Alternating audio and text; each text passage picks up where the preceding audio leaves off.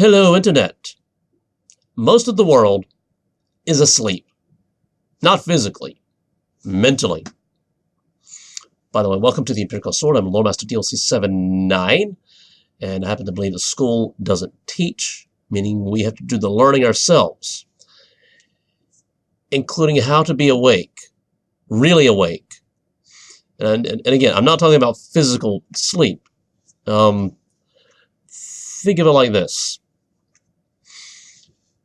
Most people, they have a daily routine. Wake up, eat breakfast, go to work, do work stuff. And work stuff is usually some sort of repetitive, mindless thing. And they go home, eat dinner, and they relax in front of TV or video games or whatever. Then they go to sleep. Then they wake up, and they do it over again, and again, and again, and again. Just on repeat. Just going through the motions, not really thinking about what they're doing or why they're doing it. And it actually goes even deeper than this. Ever talk to somebody whose beliefs don't exactly match yours? Most people are in that situation, they start arguing back and forth. Well, it's just, you're wrong because blah. Ever ask them why they believe what they believe? Or why they think what they think? Or why they do what they do? Most people will answer, I don't know. If you can get past the I don't know, you can actually get them to start thinking for real. To start really self-analyzing. This is what being awake is. Figuring out why you believe what you believe. Why you think what you think. Why you do the things that you do. This is self-awareness.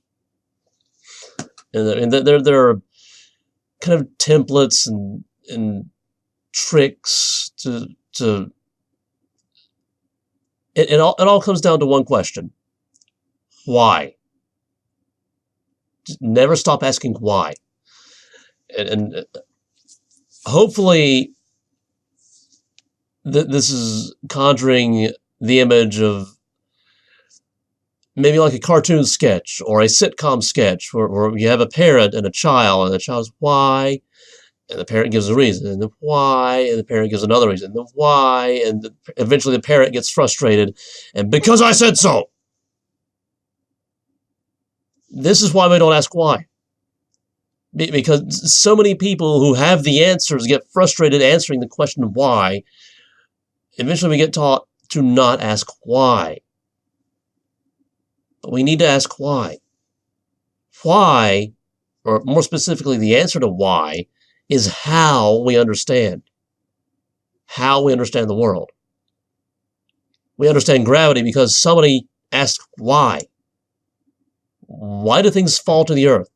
Why does the moon stay in orbit around the earth? Why do the planets stay in orbit around the sun? Why? Somebody asked the question of why and then sought the answer. We understand things because we ask why. And the only way we can understand ourselves is to ask why. So why do you think the way you think? Why do you think the things you think? Why do you think about the things that you think? Things like that. And I mean, I could give specific examples, but your why is going to be very specific to you. In your life, in your experience. You know, like one of the people I work with, he's not exactly a flat earther, but he's not exactly a round earther. He chooses to remain neutral.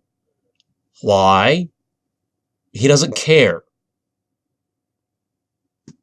Whether the earth is flat or the earth is round, it doesn't really affect what he does or how he lives. So it doesn't matter to him. So he doesn't really care one way or the other. That's the why. So your why is always going to be very specific to who you are and what you believe. And I know it's like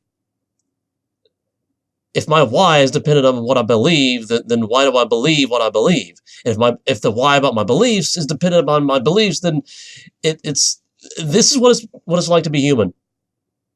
It's everything we do is built upon everything that we've already done. Everything we think and believe is built upon all the things that we already think and believe.